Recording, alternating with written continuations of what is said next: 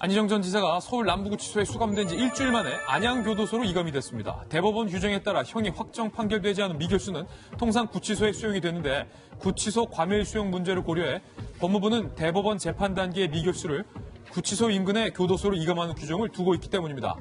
어제 안 전 지사의 부인 민주원 씨의 주장이 큰 파장을 일으켰죠. 상화원 리조트에서 김지은 씨가 몰래 들어와 발각되자 도망갔다는 주장을 거듭 밝힌 건데요.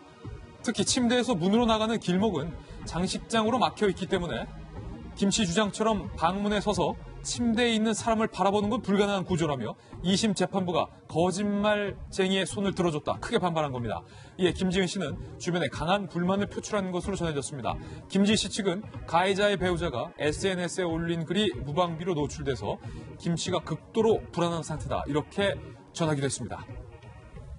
이게 사실은 김병민 박사님 어제 저희 돌직구쇼에서도 전달을 해드렸지만 지금 김지은 씨 측의 반응도 나왔어요. 네. 2차 피해다. 이야기가 이제 법정에서 특히 1심 재판 때도 마찬가지였는데요.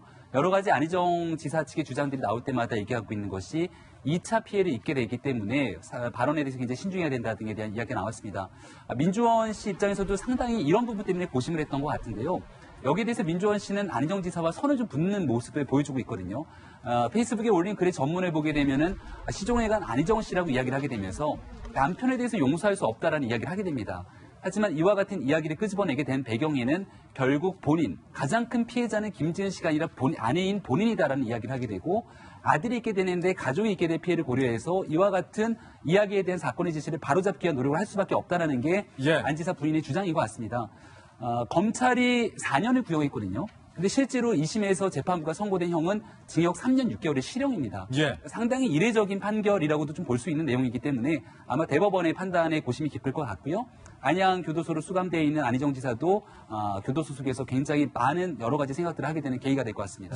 뭐 사건의 본질이냐 아니냐 상하원 사건을 두고 갑론을박 내용이 많은데 차치하고 정말 궁금한 건 이 상하원 사건의 진실은 무엇이냐라는 겁니다. 특히 김지은 씨가 그 야심한 시각에 안 전 지사 부부가 머물고 있는 방에 들어온 거냐 아니냐를 두고 서로 진실 공방을 벌이고 있는 상황인데 민주원 씨가 방의 구조를 지금 공개했단 말이에요. 바로 이렇게 말이죠. 손소 변호사님. 네. 지금 공개된 영상을 보면 일단 공개된 영상대로라면 안 전 지사의 부인의 주장이 더 진실에 가까워 보여요. 그러니까 방 구조를 보면요.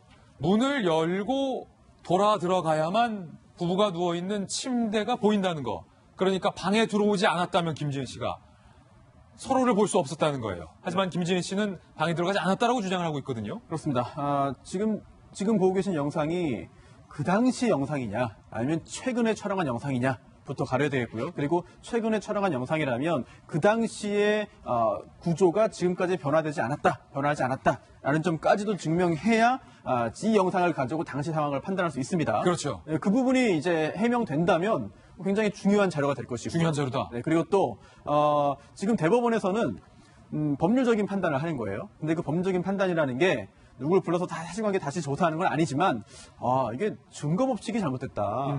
이걸 누구 증거가 옳다 그러다 판단하는 걸 잘못했다라고 하면 다 이게 증거 법칙에 대한 법률적인 판단이거든요. 대법원이 그래서 모든 걸 다 할 수 있습니다. 사실상 이론적으로는. 그런데 특히나 이제 김준 씨가 이야기했던 것 중에 하나가 전날 왜 거기에 있었느냐. 안희정 지사가 다른 여성을 만나는 걸 막기 위해서 있었다. 감시했다. 이런 이야기가 과연 일반적인 통상적인 기준으로 볼 때 믿을 수 있는 말인가? 그런 동기로 정말 그 위치에 있었다는 게 그 사람의 진술을 믿을 수 있도록 하는 요소가 있는가? 이런 부분에 대한 판단까지도 아마 대법원에서 하지 않을까 이렇게 생각합니다. 2심 재판부가 손소 변호사님, 이 김지은 씨의 상하원 사건에 대한 말이 맞다라고 판단을 했던 근거가 조금 전에 보셨던 그 출입문에 있는 불투명 창문. 불투명 창문을 근거로 2심 재판부가 김지은 씨의 말이 거짓이 아니다라고 판단을 한 건데 2심 재판부가 그렇다면 이 방 구조를 놓친 건가요?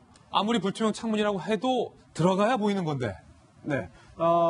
가능성은 두 가지가 있어요. 첫 번째, 지금 그 앵커의 지적대로 놓쳤을 가능성. 하지만 높진 않습니다. 그리고 또, 성인지 감수성이라는 게 있죠. 그래서, 진술의 일부 아주 구체적인 부분에 있어서 약간 사실관계가 인정되지 않는 부분이 있다 하더라도 큰 틀에서 볼 때 믿을 수 있다. 특히 성범죄의 피해자라고 주장하면서 고소한 사람의 이야기는 이제 보다 더 이제 믿어줘야 된다라고 하는 뭐 좀 거칠게 표현했습니다만 이런 그 기존의 작년에 나온 그런 그 최신 대법원 판결의 취지에 따른 판단이거든요. 하지만 그 부분에 대한 구체적인 판단이 옳은지 여부는 신금마다 다를 수는 있어요. 예. 따라서 구체적으로 볼 때 김지은 씨의 이야기를 믿을 수 있느냐 아니면 믿을 수 없느냐 이 부분에 대한 판단이 1, 2심이 갈린 거거든요. 예. 대법원에서 어떤 판단이 맞다고 최종적인 판단을 할지 여부는 아직까지 쉽게 판단하기는 어렵습니다. 예.